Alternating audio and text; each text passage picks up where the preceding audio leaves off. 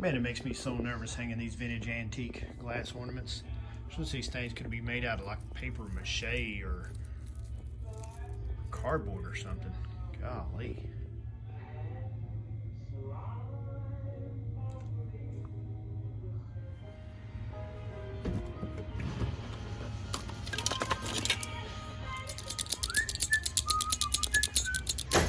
Hey, what's going on?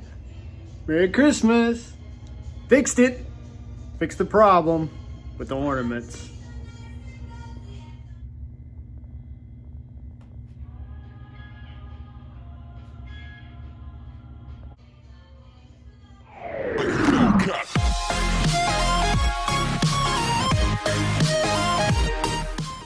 I'm gonna have to get him. That's 6 cards he's ruined this week. Hey, what's up, everybody? Welcome back to another episode of Back to the Cardboard. This is Shannon here. I'll be your host, and today we're going to go over some of my T205, T206 tobacco cards that I have slabbed, so stay tuned. First off, I'm going to show you a couple of T205 cards here. The designation was given to this set by Jefferson Burbick in the American Card Catalog that was first published in 1951. This set was issued in 1911 by the American Tobacco Company and was issued to 11 different brands of cigarettes and tobacco that they had produced at the time. The set contains 220 cards broken up in American League, National League, and Minor League cards. The American League cards were designated by a diamond around the player, and I will put that up right here, as I don't have one of this type. Now, I do have a couple.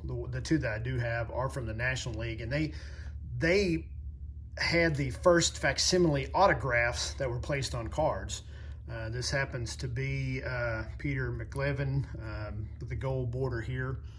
And the minor leagues cards, they were designated by a intricate detailed border around them, and I'll put one of them up right here.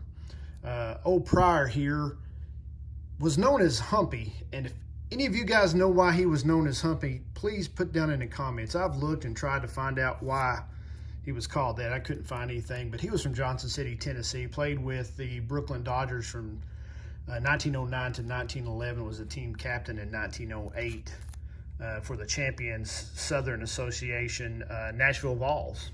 So that was kind of Peter McLevin's claim to fame there. Next up, we have a Hall of Famer. I'm sure you guys have heard of this guy. This is Richard William, or Rube Marquard. He played for 4 teams, most notably the Giants. It was an awesome pitcher. Won 103 games from 1908 through 1915. Unfortunately, old Rube here had to pitch behind another Hall of Famer by the name of Christy Mathewson. Christy, in that same time span, won 195 games and went on to a bigger stardom, I guess you could say. In 1912, old Rube here won 26 games, 3 more than Christy and Mathewson himself, and it still holds the record as with the Giants as a 19-game hit streak. Old Rube here was inducted into the Hall of Fame in 1971. Here, as you can see, this is a Sovereign Cigarettes back. All right, next up, we're going to go over and cover some of the T206 cards I have. The T206 set was produced from 1909 through 1911, and they were also issued by the American Tobacco Company and placed in 16 different brands of their cigarettes. So you can find 16 different versions. Actually, you can find 18 different versions if you include the autograph backs and the blank backs. This set was also known as the white border set or the monster set, basically because of how many cards were issued. You know, 524 cards and variations in 16 different back varieties. That's a lot of cards. But anyway, this set is most famous for the Honus Wagner card.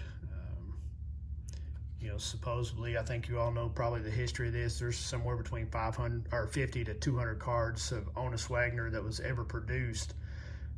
to a lot of speculation, well, the plate broke, or he didn't sign his contract with them.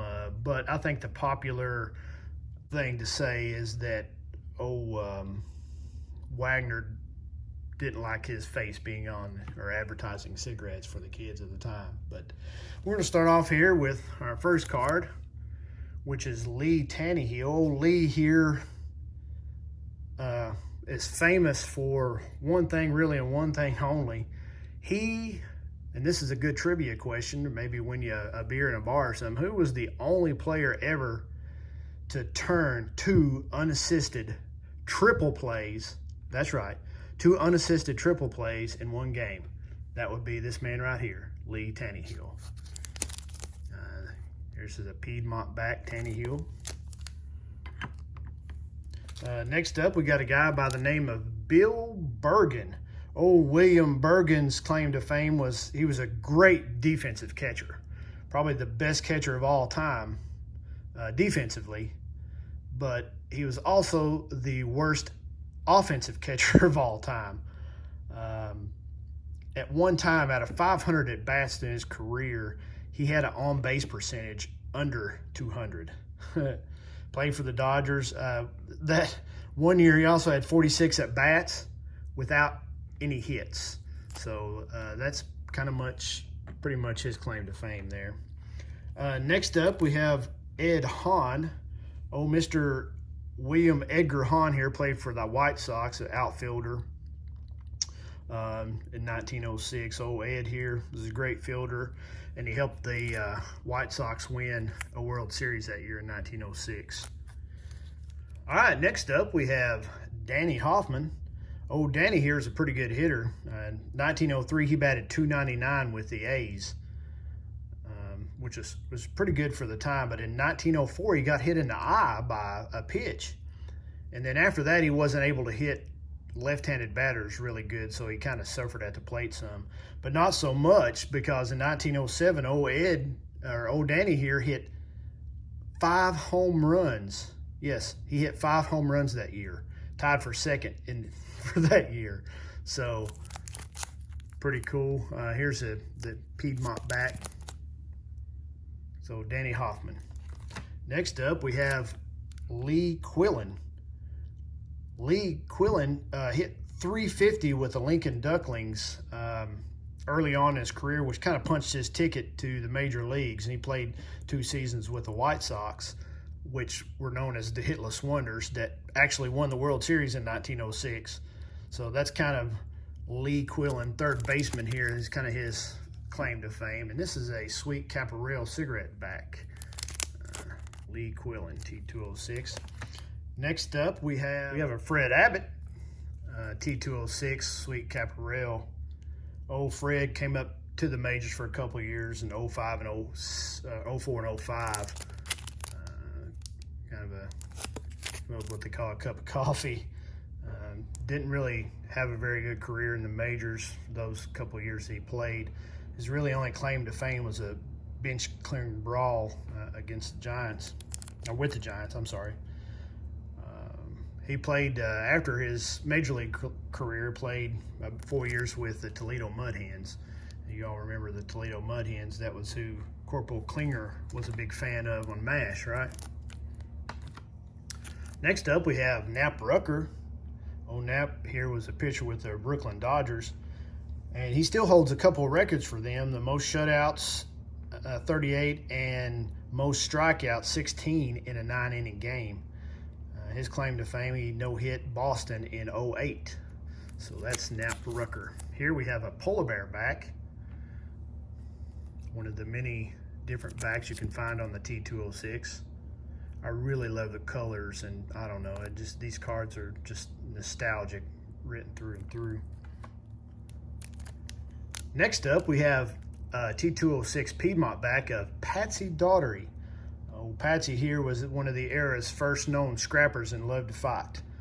He happened to luck out and be on the 1906 White Sox Hitless Wonders that won the World Series that year. So that's Patsy Daugherty, scrapper extraordinaire. Next up, we have Jack Myers, better known as Chief, from his Native American heritage.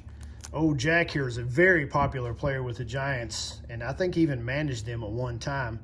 But he played for them 09 through 1915. Very popular player. In 2000, I knew I was going to say that. In 1912, he hit 357 the year they won the World Series. His spare time, he liked to perform in vaudeville with Christy Mathewson, which was the theater of the day. Piedmont back here. Really like the colors on this card. Yeah, it's a poor one, but I'm really pleased to have this one. Next up, we have a player, Charles Street. They called him Gabby because of his constant chatter behind the plate. Back in the day, they did different promotions and things to get people out to the ballparks and stuff, and his claim to fame was catching a baseball that was dropped from the Washington Monument. After his playing career, old Gabby here was known as Old Sarge when he managed the Cards to 2 pennants and 1 World Series. That was in 1931. Really, and this kind of makes it all come home. After his managing career, he took up the broadcaster booth, and he was a mentor for none other than Harry Carey. So that's kind of a modern connection to this old player. Yeah, he was the mentor of the great Harry Carey with the Chicago Cubs. All right, last up, I've got one card here, an Old Judge N172. Once again, this denotes the number that was given this set in the 1951 American Card Catalog. The Old Judge was issued by Goodwin and Company between 1887 and 1890. Approximately 500 of these cards, different cards, were made and was placed in Old Judge cigarettes and Gypsy Queen cigarettes. If you can find the Gypsy Queens, they're roughly double the price of the Old Judge. They also included not only baseball players, but boxers and wrestlers as well. Some cards have over a dozen varieties, including different poses, team affiliations, and card text that's on them. Lending, that lends to roughly 4,500 different types of cards. First one, and the only one I'm going to show you here, is my 1887 Doggie Miller. Old Doggie here was a catcher with the Pittsburgh Alleghenies, and then later on became the Pirates. Then he went to the St. Louis Browns and ended up his career with the Louisville Cardinals. He was known as Doggie because his hobby of breeding dogs. He liked to breed dogs, but he was also known as Foghorn or Calliope. Of course, you all know what a Calliope is, a big organ type, piano type thing. And that's because he was really loud on the field and rough and boisterous. And he got the name Foghorn and Calliope because of that. Old Doggie was also known for his different characteristics and mannerisms on the field. One sports writer wrote that he had a funny little ballerina kick right before he hit the ball, which I thought was kind of hilarious for somebody that was big and boisterous as that he had a funny little ballerina girl kick right before he hit the ball. Old Doggie here was a man's man because at the time he didn't use any protective equipment and shunned it. Of course, at that time he just got into baseball about the time that overhand pitching got in there, so it was kind of rough, I guarantee it. But his claim to fame really was the days that he wasn't playing as catcher, he played other positions in the field. At one point, he was the first player in Major League Baseball to play in 20 more games at all 8 positions that didn't include the pitcher, which I thought was pretty cool. You see this is a blank back, but somebody's written something on it in pencil. Looks like Bill something, and looked like once upon a time it had been glued in a book.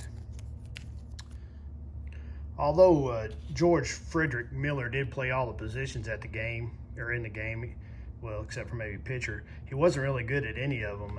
A famous sports writer of the time, Lynn Washburn, once wrote, Miller covered about as much ground as a woodshed and threw to first like a drunkard with a corked leg.